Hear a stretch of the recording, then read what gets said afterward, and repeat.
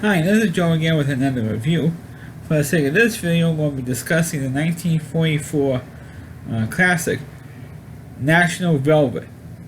Now, I figured to review this movie because this is the day of recording this film and hopefully upload it. This will be the day before the 2021 Kentucky Derby. So I figured review a horse racing movie, and that's the movie I'm just going to be discussing in this video, which is running again 1944 film National Velvet, starring Mickey Rooney and Elizabeth Taylor. Now, of course, Mickey Rooney actually got top billing because Elizabeth Taylor wasn't quite yet the big star that she would later become in the 50s and 60s and beyond. I think this might have been her second or maybe even third film that she has done in her career, and she was only, believe it or not, she was actually 12 years old when this movie came out. The previous film, I think, the movie debut was in the movie Lassie Come Home, or what I like to call it, Lassie Get Lost. But anyway, this has been maybe her second or third film that she ever did, and she gave a great performance. Because this movie is based on a book of the same name, and I think it's also one of the first films to deal with horse racing. I'm not quite sure on that, but I think it's one of the first, if not the first, movie doing with that genre of sports. Because baseball movies have already been established already by then, but this is, I think, one of the first horse racing films. Of course, this movie stars Elizabeth Taylor as the character Velvet, who was obsessed with this one particular horse that had been born from a neighbor. And she was obsessed with this horse because she liked horses in general. At least her character was. She was obsessed with horses. And when she saw this particular horse, it always called Pie, or the Pie, through the whole movie. That's like one of the worst horseman names I can remember in the movie. We call him Pie. I mean, it's like one of the dumbest names. Anyway, she was obsessed with this horse. And the owner of the horse decided to put the horse up for sale. So her father, who ran the butcher shop, local butcher shop in town, had this raffle for this horse. And of course, the whole family picked numbers out of a hat, and whoever gets the number, it was him. And it's the winner. So of course, Elizabeth. And this type of thing only happens in the movie. Originally, it was somebody else's number that came up, no one that had any of the family members. But the trick was the number was not actually originally picked by anybody. So of course there was no winner. So they redrew the number, and Elizabeth Taylor's number came up. So she's now the owner of this horse, and she cared more for the horse than her whole family. Really, I mean the whole family was complaining about it, that instead of maybe falling in love with a boy, even though she was 12 years old. Like I said earlier, she was only 12 years old in this movie. She said, oh, she should be getting crushes on boys instead of looking at taking care of this horse. Well, Elizabeth Taylor's character, Velvet, got the idea, hey, maybe this horse would run into what they call the Nationals, which is a big horse race in England. It's kind of like the Kentucky Derby in England, where instead of just running like a mile or so on a racetrack, it did all kinds of tricks on the horses, all these obstacles, or the jumping over fences and hedges and moats, and all these other kinds of obstacles. Jump like 30 jumps all together, and they ran around like 5 times, like for 5 miles around this track, over all these obstacles. And Elizabeth Taylor thinks that the horse could do it, to win. And living in the house was Mickey Rooney character, instead of Mike, and his full name is called Mai, so that's with an I, M-I. And he used to be a jockey, and he quit. And the funny thing is, Elizabeth says, oh, how can you know so much? They kept asking Mickey Rooney's character, oh, why do you know so much about horses if you don't like them? That type of thing. And eventually he tells a story about how he was a trainer, or horse trainer, and not only was he a horse trainer, but he used to be a jockey. Tough gig for Mickey Rooney because he's just as short, or not shorter than I am, and he used to be a jockey, so he's the right height for a jockey. I'm sorry to say, but he was. He was a damn good actor, but he was the right height to play a jockey in the movie. And anyway, there's one particular race where there's a whole bunch of horses that collided, and I think one or two horses died, and so did a jockey, or a fellow jockey. So after that accident, he decided he was afraid of getting back on a horse again. But he felt that he could train, Elizabeth Taylor's horse, and for the rest of the movie, and for a good chunk of this movie, he was working with this horse, and he was doing a damn good job working the horse. Now, the problem is he was trying to get the horse qualified into the race, and eventually they had to spend like £100, British money in pounds, to get the horse into the race, and they did. And at the beginning of the race, the odds were like 100 to 1. And the other thing was they had to get a jockey, and so Velvet says to Mickey Rooney's character, "Hey, why don't you be the jockey? You have experience, and you know the horse and everything. You're familiar with the horse likes you. You train him well, and maybe you can ride him." And he was still afraid of riding the horse. So I said, "Okay, I know some jockeys. Let me see if I can get them to ride the horse for you. Through my connections." So Elizabeth says, "Okay, you trust me?" He said, "Yeah, I trust your decision on that. Can you see if you get a jockey for me?" And he said, "Okay." So they met one particular jockey.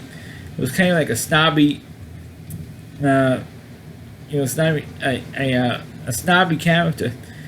And he said, "Oh, and he looks at Elizabeth Taylor and says, 'You're the owner? A girl?'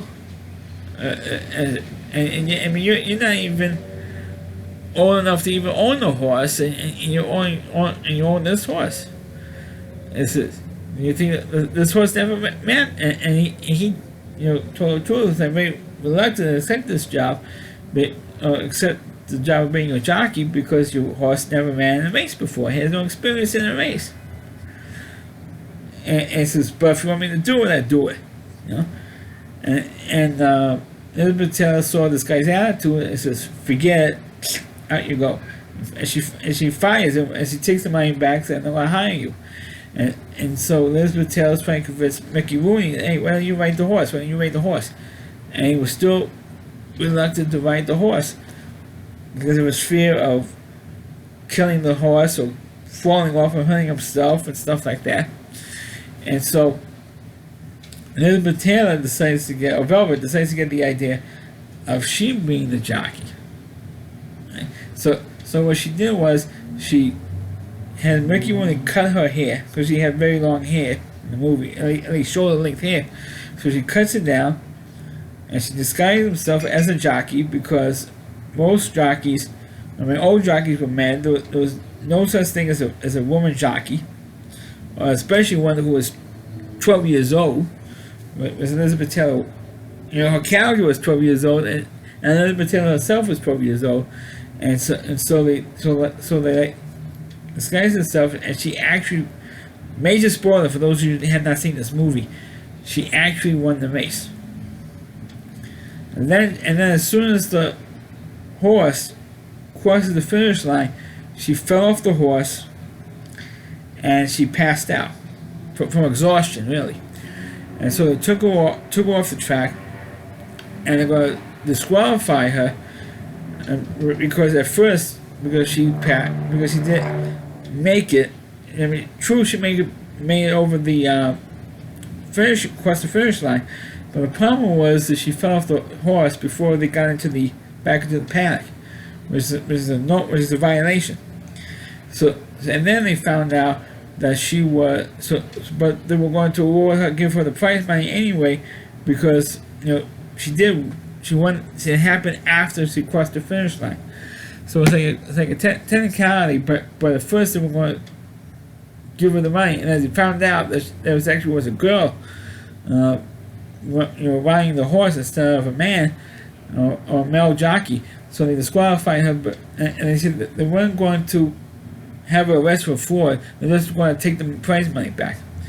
So the thing was, and the movie pretty much ended right there. I mean, we went on for another 10, 15 minutes after, about another 10 minutes or so afterwards, and they came home, and the big heroes welcome. Even though technically they were disqualified, but they all knew they actually won the race.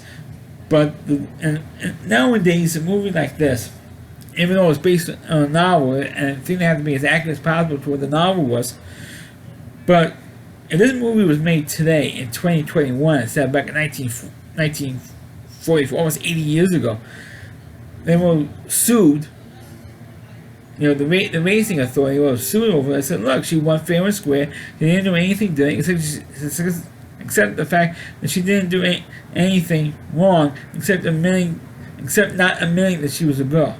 That's the only thing she did wrong. She was born a girl, and sued her for punishing her for being a girl. But her family should have done that, sued her for it. Sue the racing authority over it. That's what I would have done.